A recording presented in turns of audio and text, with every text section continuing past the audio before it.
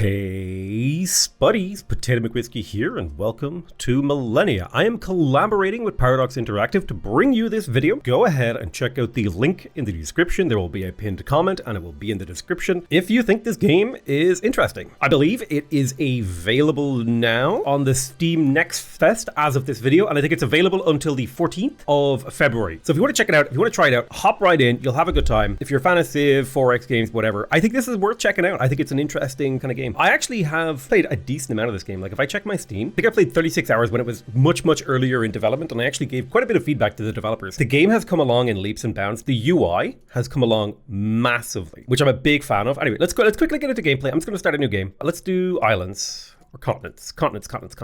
Let's do a large world with 8 players. Adept is fine. I don't know how good the AI is. I don't know how careful I'll have to be when I'm playing against them. Where's my Ireland, my guys, right? Where's Ireland in here? Where's my Celts? Right? Where's my brethren? I'll be Rome. You can actually pick your bonus ability. So for example, discounted settlers, discounted envoys. Rome has discounted envoys, I think, is default. Like if I switch to Germany and then I go back to Rome, yeah, they get discounted envoys as their thing, which, you know, I think for the sake of fun, maybe we'll do. I do actually think that one of the most powerful starts is to start with a scout unit, actually. So you know what? We'll just do that because it has been a long time since I've played this game. So I'm curious to see like what things in my memory have changed. So there's like a lot of things I need to explain. There's army basics, all this sort of stuff. There's a whole bunch of UI happening here. Like we've got research, we've got culture, we've got domains like government, we've got like regions, we've got armies, we've got a mini map. You can select a city. There's a whole bunch of things that we're going to go on. But I'll kind of try to talk you through what's possible here. One of the only criticisms I have of the game is the art style isn't my favorite. That's pretty much the only criticism. I just don't love the art style. Art style is a small complaint in my opinion. So you start off with a bunch of units, and like most 4X games, you click on a unit and you can move him. So I want to move this guy here. He reveals a little bit of the map. This is a stack of units. So I can have 3 units in a stack right now. So I can grab this scout cavalry and he can move further and through different terrain. He has a bunch of abilities. I think if I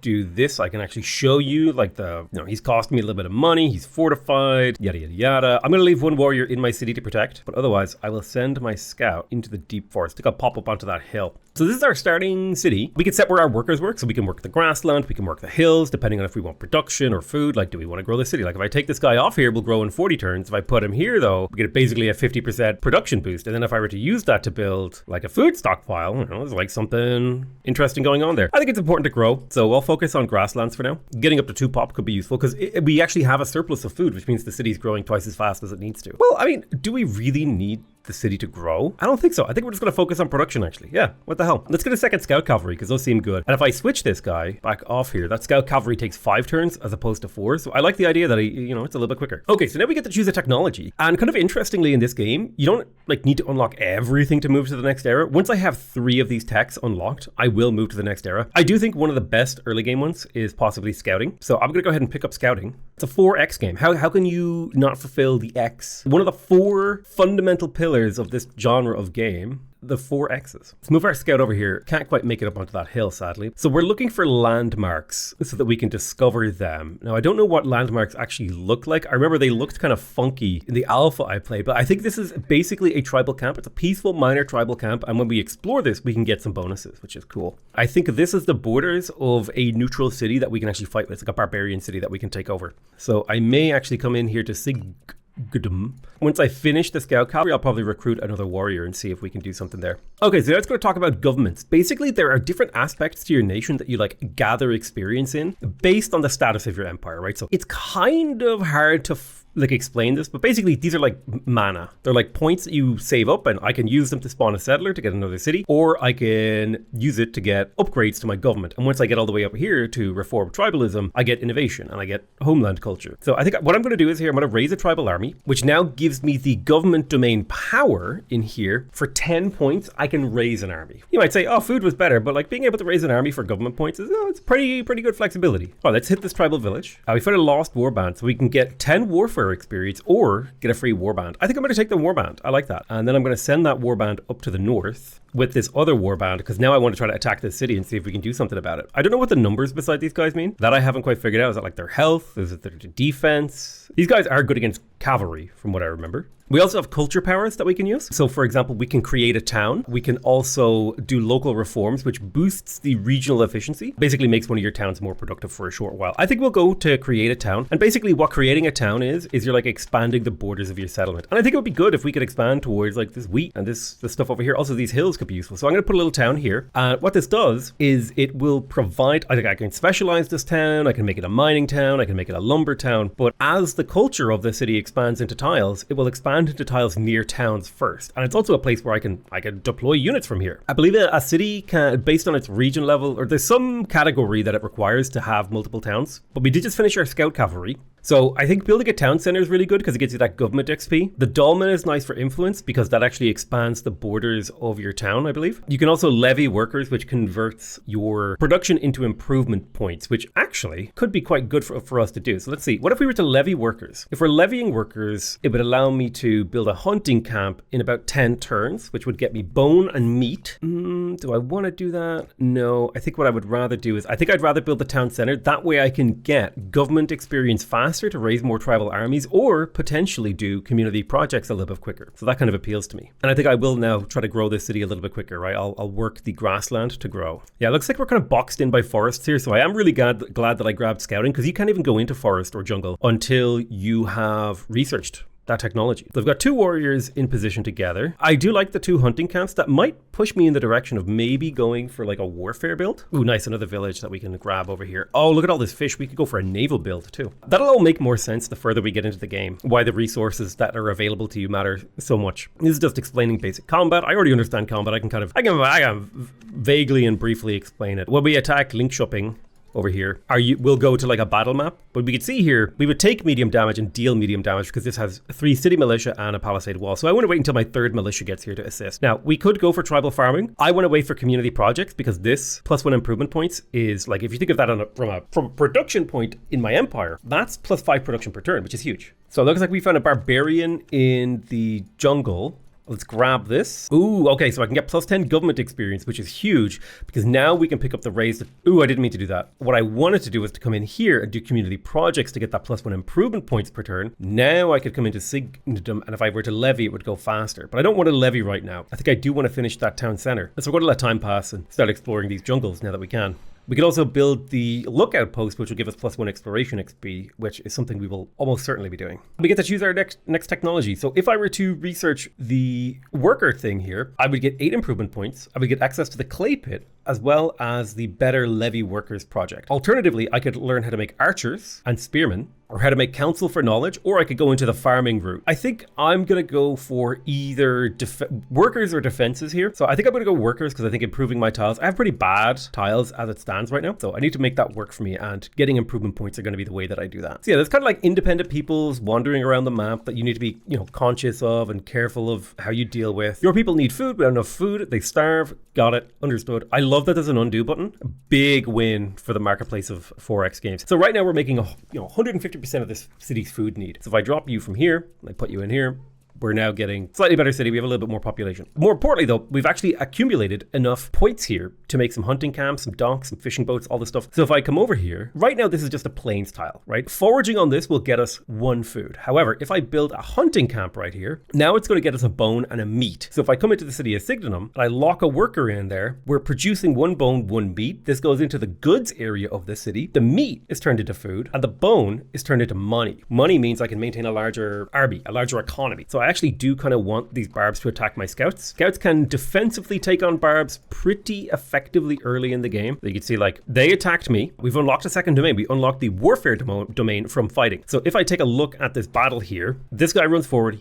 He hits my scout. There's also a battle log, I believe. Yeah. 7 attack versus this much defense means we took a little bit of damage, but my scout has a better ratio of attack to his defense. So we do more damage. And I believe we have modifiers. We're in jungle, so we get a defensive bonus. Whereas Whereas if I were to try to attack with this scout, we would take medium damage and deal light damage. Whereas what I actually want to do is I want to combine these two scouts together into an army and then attack next turn and hope he actually attacks me because I'll get experience from fighting him. I could also pick up tribal farming to grow my city faster. I don't think we really want to do that. What I do want to do though is attack link shopping with my 3 warriors. The city militia will get the strike first. They'll do 6 attack. I believe it's if your attack matches their defense, you do 10 damage or something. And then like the ratio is how much damage you do. So we've damaged the walls now. I don't remember how many rounds of combat there is or how targets are selected in battle, but basically we just massively damage the walls of this settlement, which is good because now that'll get us closer to fighting these guys. However, my guys are damaged, so what I want to do is I want to step them back to get a little rest in, right? So there's like a whole procedure and process that you want to do when you're attacking these kind of independent cities. And I don't actually have to attack them. I can play nice with them. We got attacked here by this guy. I just really like watching the battles. So like he comes forward, he hits my scout, then my 2 scouts get to retaliate, right, for more damage, meaning we will, if I just skip through the fight, you can see we actually get the kill. Boom. We kill him, we take a little bit of damage, and more importantly, if I hover over these guys, you can see this guy now has 2 unit XP, and we got some warfare XP, which will allow us to recruit warbands, which is really, really nice. I could raise a tribal band, but I don't want to. I think I want to save up for the reformed tribalism because that +2 culture per turn is super handy to be able to do these things like create towns, raise armies, super helpful. Also, I do have enough improvement points to make a 2nd hunting camp, which significantly improves my capital because now I'm making 2 meat and 2 bone, which is quite a bit of extra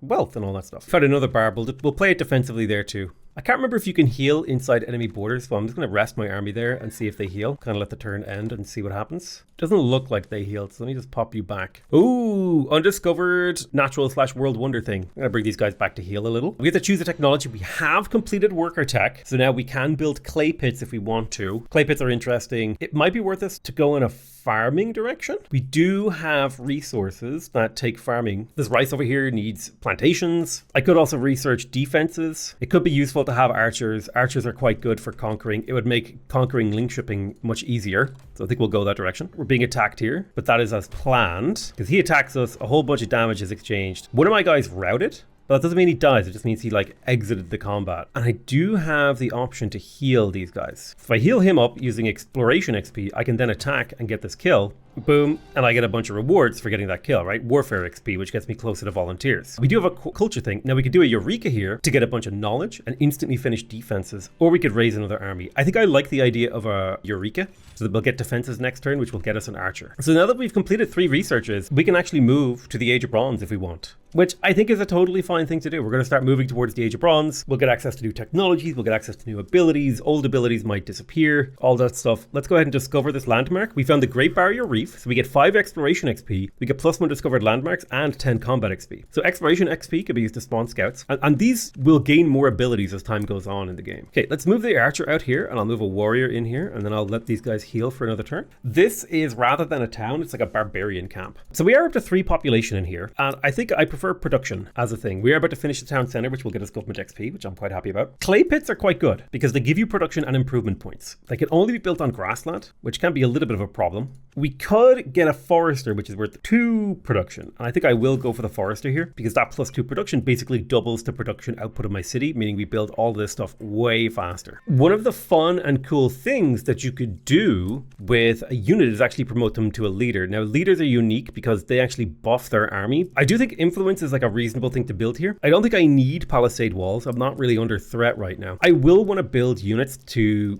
protect the city to start calming unrest, but that doesn't need to be for a little while. But I am going to start queuing up the archers. It's good to have like archer garrisons with palisade walls because when you get to the Age of Bronze, let's just say things get a little more dangerous. I think it's the simplest way to explain what happens. You can already see that now barbarians are moving in groups of 2. So you can kind of see that there's like a little bit of danger in the world. The threat level has increased slightly. Okay, let's attack link shopping again. The walls in here haven't fully recovered, but my archer can shoot over the wall and damage these militia. My archer does not need to attack the walls, which is the big advantage of bringing an archer to this kind of fight. They act first, and you can see the archer did serious damage to the units inside. So if I can bring a new unit up to join this fight and retreat these 2 wounded ones, we can put ourselves in a pretty good spot. Oh, I definitely want the government XP because that will allow me to... I could spawn a settler to establish a new territory, but what I really want to do is I want to get reformed tribalism for that innovation and culture. The best way I could describe innovation is it's like a clock that counts up, and when it reaches the top, you get a bonus. The opposite of innovation is chaos, and that does the same, but in the opposite direction. And it is not good. It is very bad. I could have gone for a settler there with my government XP, but it wasn't my goal.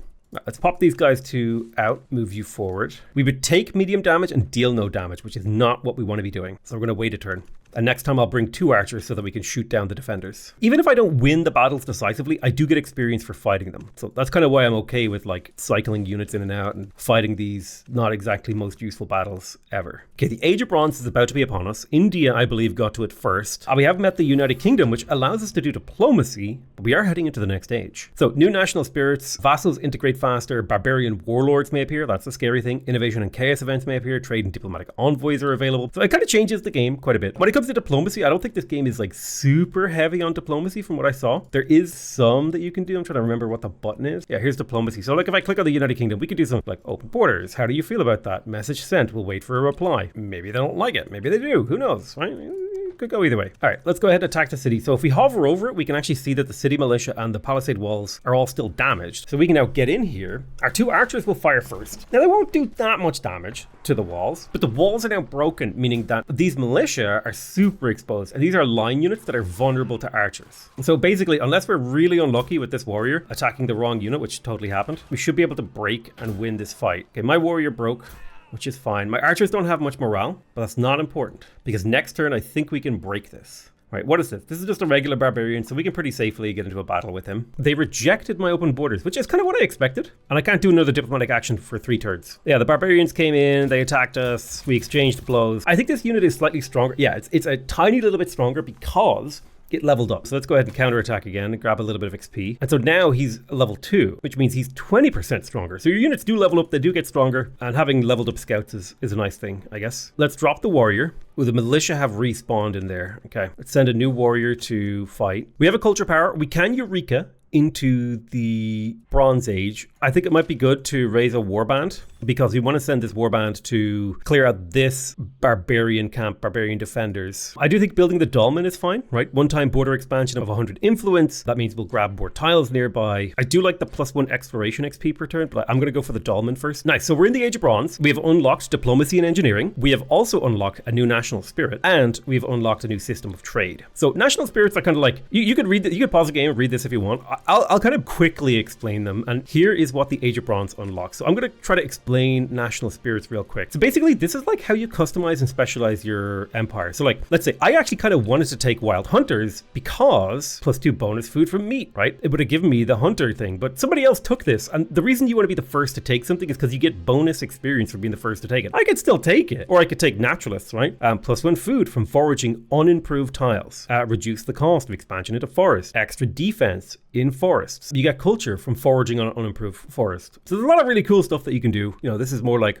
we don't improve our land. Then you've got like ancient seafarers. This is all about being coastal and doing all sorts of stuff, right? You get shells and boats and stuff. If I had spawned a little bit closer to the coast, maybe we would have gone this way. We can go warriors, right? We get access to Spartans. My Spartans have no maintenance. They're stronger on defense. My cities are better defended, right? My units gain experience from guarding. We get social fabric. Or we could be raiders if we want to go pillage and burn and destroy. And like each of these things is going to theme how you play the game. Olympians is one of my favorites because you get the, I believe it's the Hippodrome, yeah. +1 culture, bonus culture per nation that has an envoy. You get cheaper envoys. Your units, your line units are better defenders. Envoys can be used to take over these like smaller cities. It's really, really fun. Olympians is really, really fun to do. God King Dynasty and Mound Builders is also super fun. God King is all about building pyramids, which give you influence, it gives you culture, it makes your stone walls and stone towers cheaper. Your quarries are less expensive. Your stone cutters, you expand into hills, you get limestone. You can also get the pyramid tomb, which is like a big version of a regular pyramid. It's pretty cool. It's pretty neat. And then mound builders is more like you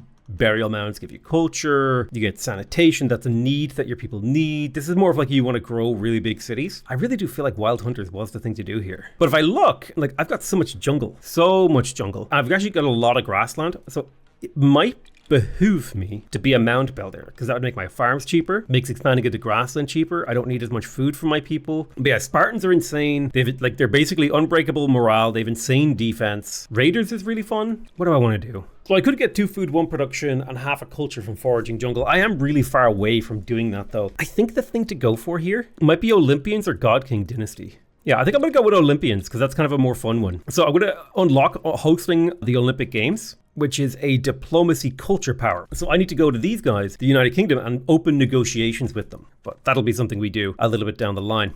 So tech-wise, we can continue to tech in the Age of Bronze. The other option is to go towards the Age of Heroes. Age of Heroes is super fun, but we could probably just do the Age of Iron. The best ways I could describe this is like, this is like the normal progression of history. This is like if this phase of history went through a major crisis, and then this one is like alt history, is the way that I would describe it, which is kind of a cool idea that the actual eras can be changed. And if you're the tech leader, or, you know, you do certain different things, you can, you know, make these happen. I think it would be nice to get this tribal elder building for the +1 knowledge, so I'm going to go back and get that. I'm going to accept open borders with the United Kingdom, and my hope is that, yeah, I'll have a diplomatic action in a little bit. We have pretty good relationship. I do need to increase my power score so that they respect me a little bit more on diplomacy. Definitely, like most 4X games, AI nations will respect you based on your power. Now, the cool thing is archers do a lot of extra damage. They do triple damage to this kind of unit. So while my warrior at the front here is going to take a lot of hits, the amount of damage we do is insane. Like, we've already broken one. It is quite hard to maintain a good front line though. So we could spawn a warband with our military XP, although military XP can also,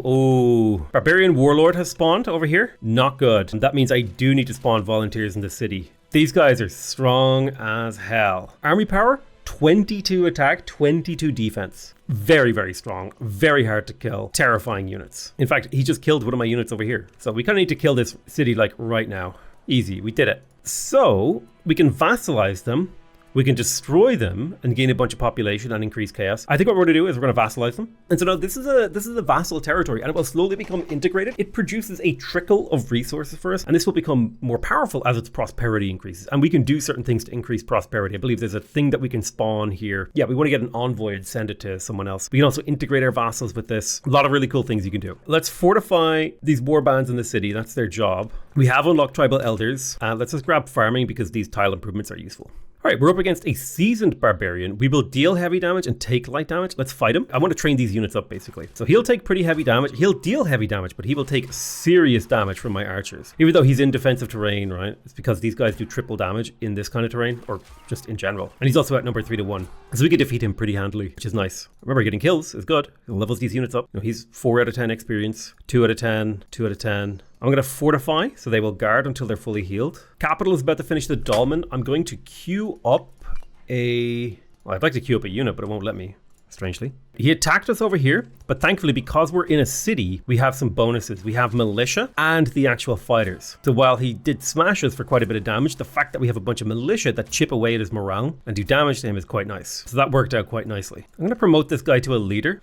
Leaders, basically they're your warbands, right? This unit has 7 attack, 10 defense. This tier 1 leader has 7 attack, 10 defense, but it also has leaders have tactics, right? Which means they give a 10% bonus to all of the units in the stack, which is handy. So leaders are quite useful in that regard. Apparently I just can't build units in here anymore, which is fun. Meeting hall would give me diplomacy. A diplomacy XP is core to my build, so I am going to get started on the meeting hall. I don't know if I care about growing the city versus having extra production. I can get the meeting hall in 6 turns, or I can get it in 7. I think I would prefer to do... Maybe I should get a plantation. Ooh, I can get dwellings. I don't think I want dwellings. I do think a clay pit could be useful, but I kind of want to wait for the plantation that I get next turn at farming, so we'll chill. I think it's time we do spawn a settler. Our government has effectively been maxed out. We could get +1 knowledge here. I think I would rather get the settler first. The settler ability does get more expensive every time you do it, so the first one, it's good to get 1 out. Man, honestly, securing all of this fish would be insanely good. So I think I'm just going to move the settler up there to see if we can pull that off. Farming is complete, so we have access to farms, we have access to plantations, and we have access to the food stockpile. Let's go into the Age of Bronze now. I think if we are going in a shipbuilding direction, it might be a good opening tech here. So let's go for shipbuilding. Let's come in here and we'll build I think it was a plantation this needs, right? Yeah, with plantation you get 1 rice. So we'll build a plantation. This is now worth working. Oh, right, spawning a settler used up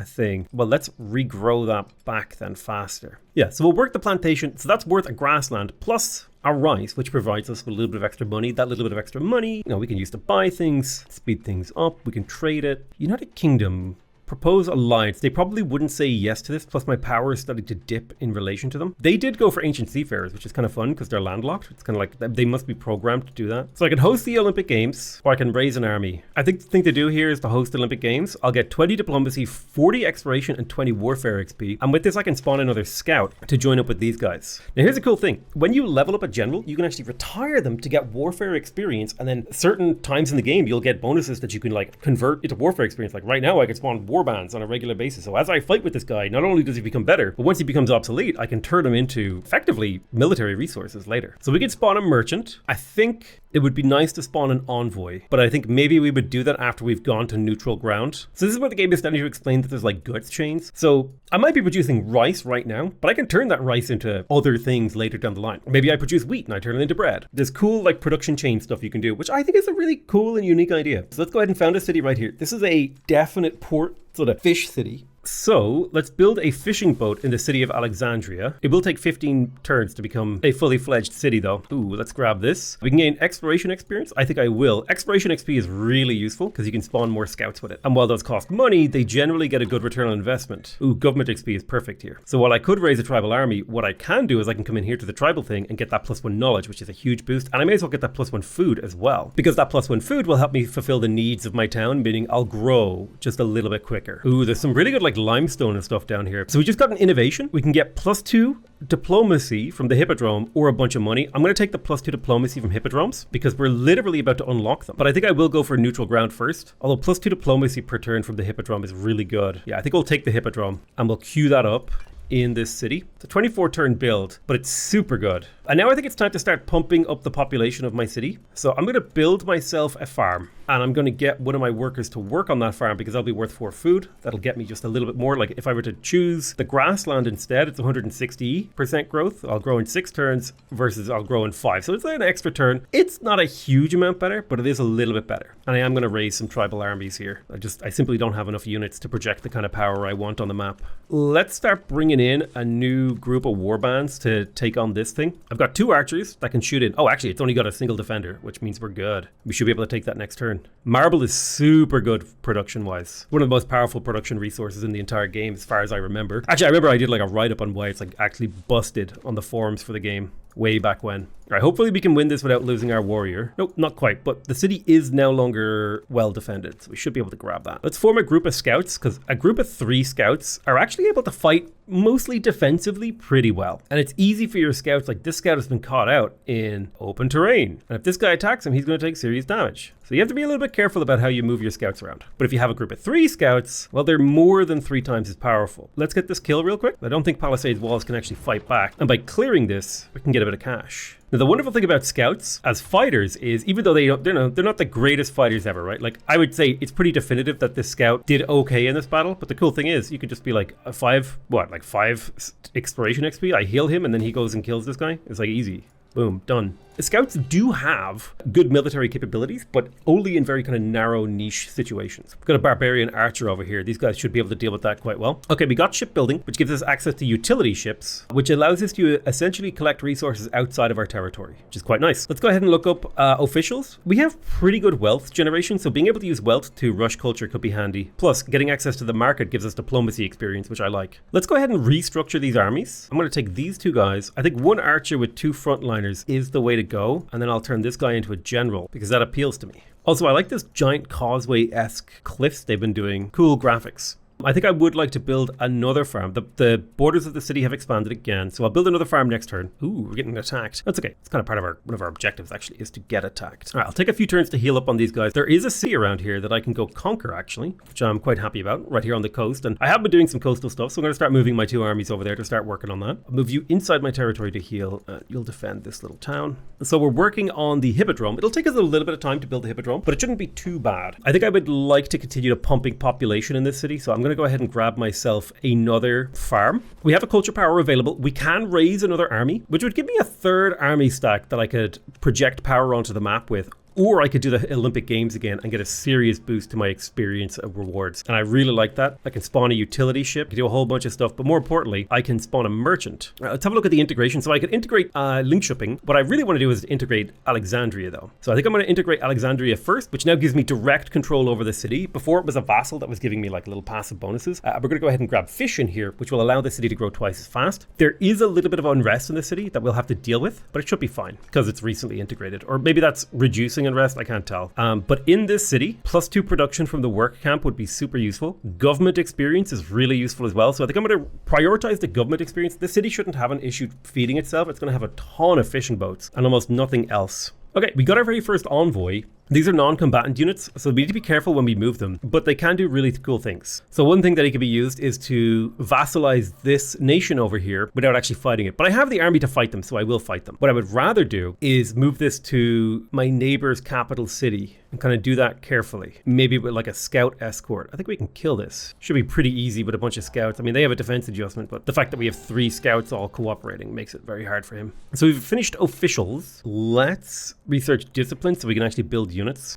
I think that's a critical thing that I'm missing is the ability to produce units in this era, mostly making do with units I already had. There's Mount Fuji, but someone else found it before I did. Looks like it was the United Kingdom. So one of the interesting things is as your regions grow up in population, so you can see this region has now passed 5 population, which means now it needs not only just food, but also housing. So we're going to need to, in order to maximize the growth of this region, we need to have a combination of housing and food.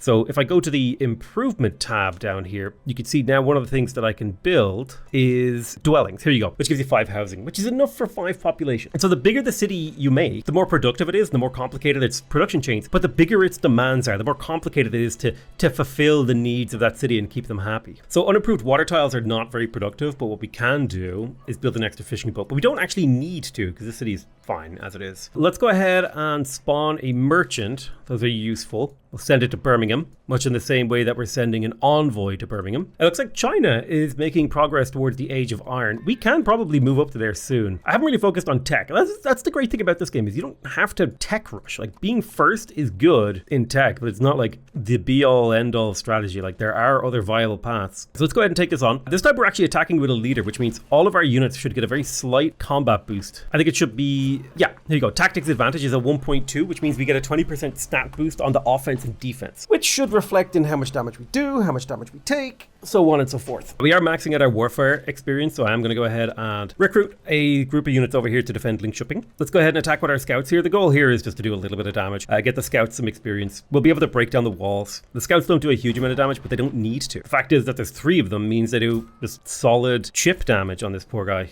Boom. Perfect. And that sets us up to conquer this next turn. I get the delicious, delicious resources inside. Okay, let's go ahead and build a dwelling. That will take care of some of the housing needs in here, which will allow the city to grow faster. Faster city grows, more population we get. Bada bing, bada boom, happier people are. All right, let's clear this barb camp now. It should be pretty simple. Shouldn't even take any damage. I can get war XP or exploration. I'll take the exploration experience. Seems to have served me quite well. God, this is such a giga forest that I spawned in. It's crazy. Ooh, right. We just researched the ability to have 4 units in a single army. This is actually a massive upgrade to the combat capabilities of your armies, because now we can have 2 front lines and 2 rangers is what we're going to do. We're going to start moving more units out there to fill in those gaps. There's Sig Tuna, appropriately named because there's a bunch of fishing resources nearby. We have access to the spear as well as the chariot. We can make reinforcements with the warfare thing. We can do forced march, and our army is larger. So we could start moving into the next era. I don't think we need to. Let's go for mining and start making use of pioneers, which are, in my opinion, at least the last time I played the game, they were like one of the most overpowered things in the entire game. It was kind of fun to play around with them, honestly. It did sometimes feel like I was cheating, but it was fun. So we could upgrade this guy to a spear. It'll cost 3 warfare XP, and the combat difference there is genuinely staggering. I believe it was a 712 unit. What was it again? Let me check. Yeah, 710. So upgrading to a spear for 3 warfare experience, I mean, it does double the upkeep of the unit, but it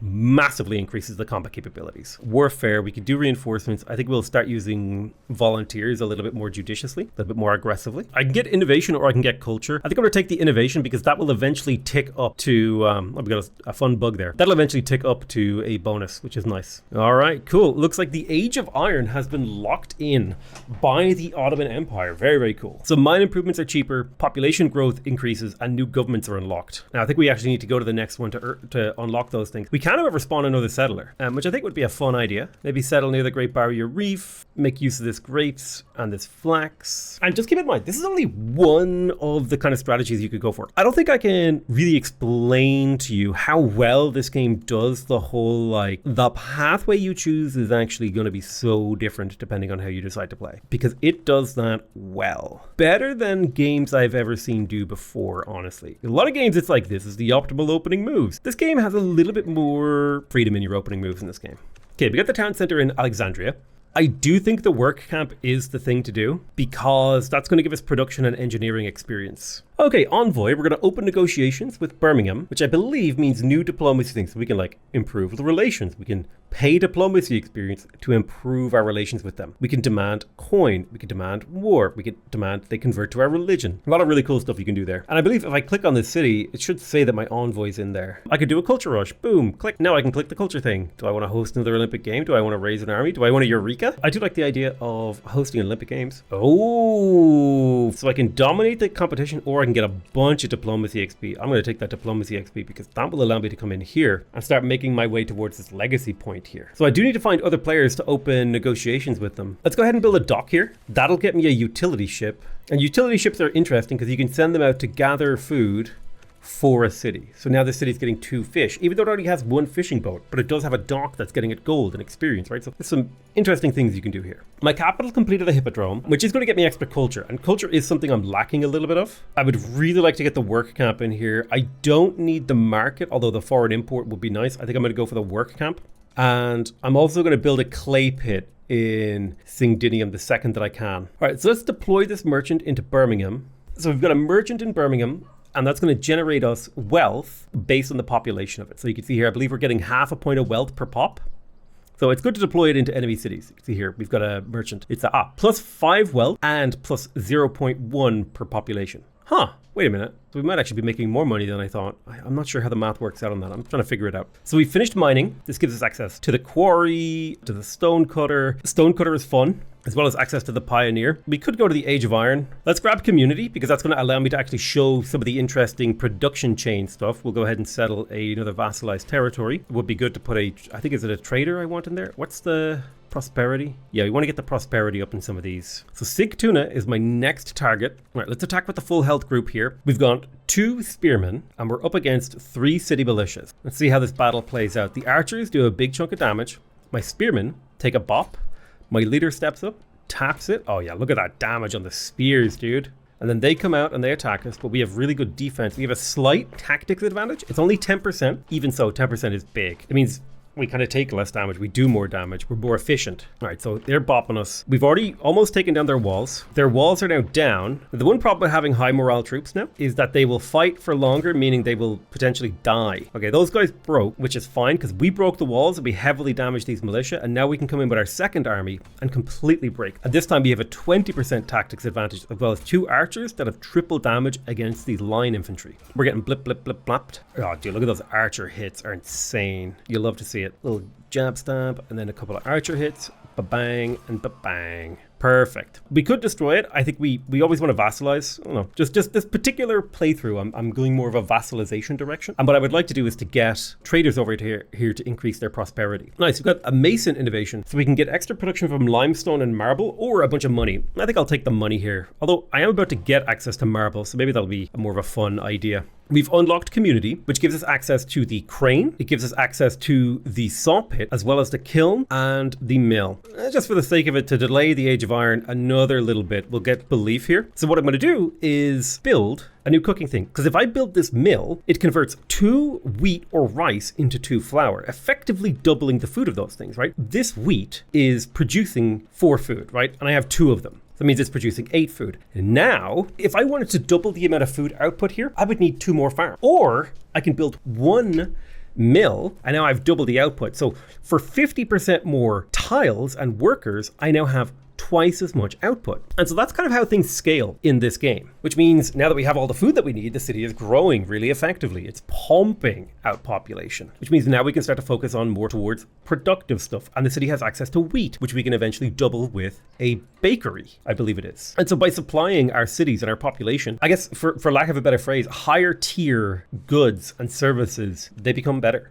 Let's go ahead and use this pioneer to create a outpost over here. Now, the really cool thing about outposts is I want it to be linked to my capital. So it's sending its resources to my capital, and we can use trading posts to effectively work tiles that aren't inside my empire. This is a very, very powerful ability. Honestly, it's one of the most overpowered things in the game, in my opinion. There's a lot of really crazy, nutty stuff you can do with it. Awesome. We actually met China, so we do want to find out where they are on the map. Let's talk to them. They're a little bit stronger than me. Let's propose open borders, see if they like that. Because if we can get them to be happy and friendly and nice to us, we might be able to do some interesting things. Let's discover Mount Everest. We get exploration XP, combat XP, all that juicy, juicy stuff from finding that. I mean, it's funny that it was like right there and I never found it. It's like impossible to miss. They rejected my open borders. That's understandable. I would reject me too. So one thing we can do is we can actually get a kiln, which will convert one clay into a brick, which doubles the output, but also gets us an engineering output. So there's a lot of really fun building chains that you can do. We are about to get to work camp. I'm going to rush that. I'm also going to get to work on the crane. I'm going to rush that too, because I want those improvement points. And then I'm going to get to work on the market. And the reason I want the market is because I want that foreign import slot, because that could fill in spaces in our production chains that we can't do ourselves. So we can increase our innovation with cutting edge, or we can host another Olympic Games. I like the idea of hosting Olympic Games and getting a variety of experience. In particular, being able to get volunteers is quite nice, because these can be used to bolster my cities and honestly just my military, which makes me look scarier to my enemies, although they're not yet enemies. Let's spawn a merchant over here, and we're going to send him to Mediolanum, and his goal will be to increase the prosperity of the city, because the higher the prosperity, the more yields it will generate, and we want it to make us knowledge in particular, as well as culture. We've also got access to the belief research, so we have temples, we have vats, we have presses, and we have weavers. Excellent. Let's get moving on to the Age of Iron. We're kind of just doing a little bit, a little bit of an exploration of this game. It is much, well, I don't want to be mean, like I don't want to be rude. It is much the same, but not like in a bad way. Like it's very familiar. A lot of mechanics are familiar. A lot of the gameplay is familiar. I'm not saying that to crap on the game. Like it's fun. It's interesting. It's quirky. So what do we have in here? We have a farm. We have mills. We have plantations. It might be good to build another farm and then another mill, but we don't actually need the food. We are at a population limit. So it sounds like this place needs more towns. So it can't actually continue to grow until we do something to increase its regional level. I would really like to get the temple because that's +1 knowledge and +1 culture. So I'm going to queue that up. I'm kind of curious, like, I do think we need to save up improvement points, so we'll kind of like hold off on doing anything there. I'm going to tell these guys to defend this mountain pass, because it seems like there's a lot of barbs here that want to fight them. So we'll just let them kind of crash against us. That seems reasonable. And then I'm going to fortify my army inside this outpost to defend it, because this will hold resources that actually are quite useful to me. So I want this guy to deploy inside Mediolanum to increase prosperity. And as prosperity increases, this city will grow, produce, do everything. Quite nice. Let's spawn a merchant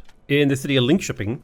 We will tell it to improve link shipping as well. Hopefully we'll start to see the prosperity of these cities grow. It takes a little bit of time to grow that prosperity, but once it hits max, these cities will be way better off. And then we can send those merchants to go establish trade routes to generate more revenue for us. We actually have enough scouts to where I feel pretty confident to do some offensive stuff here. Plus they're highly leveled, so they should be able to win fights while taking minimal casualties. Nice. We've entered into the Age of Iron. We have access to arts, we have new governments, and as well as gold and iron becoming available, which is pretty cool. We built a market in one of our regions, which allows us to have a foreign import slot. We also have the ability to do a peaceful revolution. You can also do violent revolutions, all that sort of stuff. But we get access to the crossbow, a bunch of new buildings, a new improvement as well. The few things I want to do. Okay, I have the improvement points now to gather this marble. The marble will be gathered in this place and then sent to the capital. So the capital should now have access to marble, which is perfect because that is consumed for production, giving us a huge boost to our productivity in here, meaning we'll be able to build things much faster. And I will be able to build stonework buildings, namely the stone cutter, which can convert marble or stone into stone blocks, which are worth more production. But more importantly, it is that we just get this marble generated here. Trading posts are fantastic because the unique thing about trading posts is they double the amount of resources you collect. Pioneers, very, very powerful. Very, very, very, very, very, very powerful. We could make envoys cheaper. Probably not a bad move. We will. So now spawning envoys is quite cheap for me. We're starting to get attacked here. Let's go into full defense mode. I have an envoy in Sigdignium. And there are cities down here to the south that I could yoink. I can upgrade these guys to crossbows as well. Crossbows are quite a bit more powerful than archers. Does the city have unrest? It does, but we don't need to defend it. I guess I could send these guys off to go fight this battle over here to the east. Now, I am allowed to talk about the Age of Plague, as well as the Age of Monuments and the Age of Kings. Sort of like let you know what can happen in there. Like if I click on the Age of Kings, I can show you what is unlocked. I have actually personally played beyond this, but I'm not going to talk about that because this actually isn't ready to be shown to the public as far as I'm aware. It's only the first 3 ages that are kind of ready for, I don't want to say the word review, but ready for scrutiny, ready to be kind of looked at and investigated. So let's go ahead and unlock smelting. That sounds like a fun tech. So the plague crisis can happen if you don't have enough sanitation for your population. It's kind of fun that the way that history can go is actually based on like your gameplay actions, which is kind of a fun idea rather than just like following down one single track of history. So let's go into Sigdignium and we can foreign import trade goods for culture, clay for production and improvement points. We can import wool, we can import bone, we can import this. I think we will just import, culture is a really important resource, but clay is also super useful. But culture is hard to get, so I'm going to go ahead and import culture. That does cost us 8 gold per turn because we're importing. So we have what looks like to be coal here. So if we build a mine on this, we will get 1 copper and 1 coal, which is 4 production in total, rather than if we were to build this on a non-resource tile, we would just get 2 production. This tile is actually quite effective. Let's rush our culture here. And what I would like is for Alexandria to have these lumber mills. So I'm going to build the town of Tarentum in Alexandria, because if I can get lumber mills in here, I can do some really interesting things. The work camp is going to be super useful. Production and engineering experience. What we want is more influence in this city. If I can make that work. Temple would be really useful too to get the extra culture. And that'll basically pay for the city's culture upkeep. The city is starting to build things. I'm happy with that. I believe I can spend resources to help these cities out. Trying to find like a good example. Like let's say we have this here, this grape right there. Maybe I'll show that off when I actually have a surplus of improvement points because I'm kind of like, I don't have enough of them right now. We found a town. Ooh, innovation is always really nice because it unlocks potential long-term benefits. I'm a big fan of unlocking bonuses that help me for the whole game. Huge fan of it. There are so many barbs over here. Holy shit. So we can do a violent revolution, but I think what I'll do is I'll just spawn more settlers. I think that seems like a far more reasonable proposition is to just expand. Okay, nice. We picked up some engineering points. I'm going to expand the town in my capital, which will actually allow me to choose a specialization for it. So it can be a lumber town, it could be a coastal town, a mining town. It does have 2 viable mining locations, so I think a mining town is kind of cool. So I think they get bonus resources for having things adjacent to it, and then it gets more if the things match. So for example, if I build a mine here, this town now gets +1 adjacency, so it gets an extra +2 production, and also I have this really nice mine. Production is starting to go crazy in here, which is what we want. We can upgrade our monument to get us more influence, which is exciting. Ooh, domestic export slots are nice. I think we will go for the stores next. We want to be able to send stuff to our other cities or to other players. I want to get a forester in here to start building lumber mills and things like that. Also, I love that this scout cavalry is like giga leveled. That's kind of fun. Yeah, he's literally elite. He's 40% better than he is at baseline. So we're just going to use these guys to sit over here and fight. Oh, I see. So I used reinforcements, which lowered their combat experience. Interesting. Okay, I didn't realize that's how that worked. I thought it used this warfare XP. I didn't realize it would use their combat experience. So I think I'm going to settle a city like right on the edge of the forest here. Should get me a nice road to the capital. Perfect. Settle a little Byzantium city here. So to kind of put into perspective, 2 cities, like one with prosperity and one without. This one's making me about like half a money per month. This one's making me 1.5 money per month. Prosperity, very, very useful. I'm going to go ahead and spawn a prospector so I can search the hills for gold. And I'll raise volunteers in my capital to go guard Byzantium, spend a little bit of warfare experience. I'll also spawn a pioneer. It would be nice if I could find maybe like marble or something. I guess I could in theory spawn it over here and like drop a sick on the cotton maybe? Get these? Maybe. Because getting more marble for the capital would be really nice. Okay, I prospected the hill, but I assume I did not find gold because nothing happened. Let's get another one of those. Oh, it does have gold. Interesting. Very interesting. Okay, so yeah, we found some gold. Kick ass. Let's get another mine. We want like insane production in this city. So I think after we research the stores, it could be good to get the encampment. I don't know why I can't produce any units. Maybe I need the encampment to make units. Maybe I'm dumb. Let's get more merchants. So we can send them to increase the prosperity of our newly settled cities. Higher prosperity means they'll develop quicker, they'll do more work. Ooh, okay, so it aligns with the United Kingdom. I will take that, that seems fine. Let's go ahead and drop another outpost. So we just save up for this marble thing. I think I might run a couple levy workers project to get a few improvement points, because I think I could make heavy use of those to massively improve my capital. Because I have so many things inside these areas here to make use of. This scout is uber leveled as well, which is awesome. Loving it. We have met India. We need to find them so we can send them an envoy, because that's like our whole build. It looks like we have a viral illness. Like, I give a damn. We want to do a peaceful revolution. Boom. Government is ready. So we can become an imperial dynasty or a kingdom. So an imperial dynasty, this looks like it's very much focused on building one big city. A kingdom makes spawning settlers cheaper, spawning envoys cheaper. And this actually kind of feels more like my direction. I'm going to go ahead and take kingdom. So now we'll have access to seat of power, which will give us government experience and diplomacy. Let's make spawning settlers cheaper. I definitely want to get to install satrap, but I also want to spawn settlers as soon as I can. But I guess I can't do that for a while. I guess I'll do reap scutage. So now I get wealth from a vassal based on population and prosperity. So now vassal prosperity actually matters quite a lot to me. Kind of feels like my build actually has synergy now, because like the whole diplomacy thing is now feeding into my kingdom, and it's all working together at least a little bit. Oh, pay homage. So farming towns can get +4 wealth, or I can just get a bunch of money. I'm gonna take the bunch of money right now. Let's go ahead and build a trade post on this marble, which will give me a huge amount of production that I can send to Alexandria, thereby giving the city actual productivity. Now, it is shrinking right now. We can solve that issue, but it's not important enough for me to do that right yet. Instead, what we could do is we'll be able to spend a little bit of our improvement powers to get more food. Like, food can offset the lack of housing for at least a little while. Let's attack this and see if we can clear the barb camp. Shouldn't be too hard. We have some, I mean, the crossbow alone is like huge at this.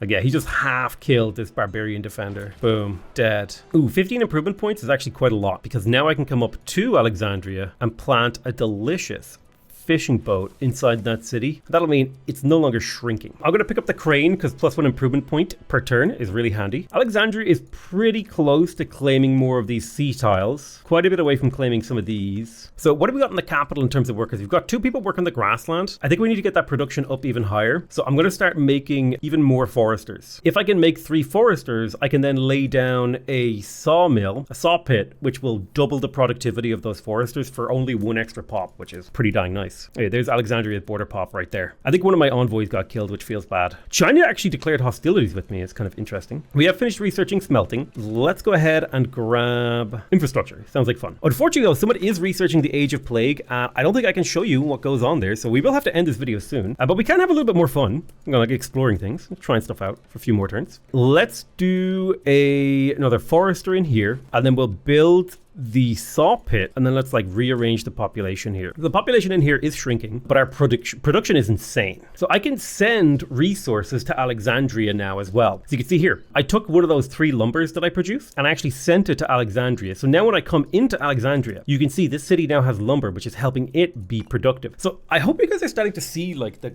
complex chains of production and combining and all sorts of crazy stuff that you could do here. It's very, very cool. I'm kind of tempted to do more run-throughs of this to show off the different ways to play. I might do that through a stream of some kind over the next fest period. I do think that this is a viable 4X game. Like, I think it has legs to be an interesting entry into the genre. Especially, I mean, I'm a sucker for like these little auto combat windows where you get to watch the troops like beat on each other. I literally cannot explain why I like this. It doesn't make sense.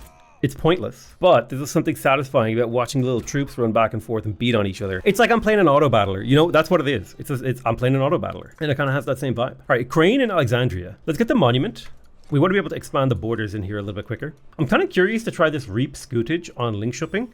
I don't know how much money I got out of that, but it seemed like a decent amount. I didn't actually look before I clicked because I was expecting a pop-up and being like, oh yeah, you got this much money. And it didn't really take away that much prosperity, honestly. Let's kill this barbarian and the seasoned barb. Should be a pretty quick battle. Easy. This spearman, I'm going to promote to, well, really should promote the crossbowman to leader 3, eh? So we've got a tier 3 leader with a baseline tactics of 3, which is a 30% improvement. I should really retire this other guy. Look, he's not ready for it. And I'll move a spearman down to assist. Oh my god, China attacked one of my envoys. Okay, I'm kind of learning that maybe I shouldn't send envoys alone. You would think that would be like a very straightforward thing that people should just know, but apparently I never learned that lesson. I've lost 2. Oh, I'll take the culture. About to get infrastructure, we have a culture boost. We could host the Olympic Games. We could absorb an outpost, local reform. We could create towns for some of these places. I feel like there's a pretty decent create town over here in Karalis and Sigtuna, you know? So can I make plantations in these tiles. So what does that actually do? Does that make it better? Does that give the city prosperity? Like, what does that actually, I'm kind of curious, like, does that make the city better? Because I don't actually know. Let's attack this camp and see what happens. We dealt pretty big damage, but we didn't take that too much. Looks like we've researched infrastructure, access to aqueduct, which gives sanitation. Let's do construction. Sounds like fun. I like building things. So what happened here? We broke the walls. Extra fun. We are not making that much exploration XP. We do need to be careful there. So I'm curious, if I look at the city's productivity, okay, we call that 1.9, 0.5, 0.5, okay. Let's say I'm a nice guy, right? I give the city a dock. Ooh, okay.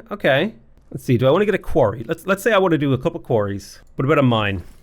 And they call it a mine. So this is 0.2 wealth before modifiers. If I slap down a fishing boat on it, it is 0.2 wealth. I don't understand what affects the city's ability to grow. I'm gonna be real with you. I just don't know. I don't know what it is. I don't know what does it. Can I build a lumber? Does production help you? What if I made you a hunting camp? I don't know what this does for you. Listen, I don't know what vassals do. Should I even build anything in vassals' lands? That's a great question. So one thing I'm kind of scared of is if I attack this, I open myself up to a lot of retaliation. I'm just going to fortify here and let them come for me. All right, this city's at full prosperity, which means I think I can eject the merchant and send it to Sigtuna. Oh, I had units filtered off. That's why I couldn't build units. Well, that makes sense now. Listen, I'm learning. Let's build the aqueduct. Ooh, I really want to build an oven so I can turn flour into bread. I want to bake cookies for my legions. Unfortunately, we will be heading into the next age in 3 turns, which means I gotta get the hell out of here. So if I retire you, I gain a little bit of military XP. I lose a unit, but I can refill you with this spearman here. I wouldn't exactly call it an upgrade, but it is a grade of some direction. Could spawn a settler, send him out into the deep woods. Let's go ahead and produce a bakery? An oven. Boom. More people work on the mill and the oven. Hunting camp is redundant, honestly. We'll work the mine, and then I think we need another dwelling. Yeah. Could use some middens too for sanitation. It's not in a rush. We're not in a rush for that. So unfortunately, we are about to head into the Age of Plague, which means I cannot continue to play. I can't ever tell you a little bit about the Age of Plague. It's a crisis age with a lot of faith needs. You get extra culture, more sanitation, there's chaos, all that stuff, and a lot of dead people. A hell of a lot of dead people. But I tell you what, if this video does well, we will do another video going over this game. I want to thank you guys very much for watching. I love you all very much, and I'll see you guys next time. Bye-bye.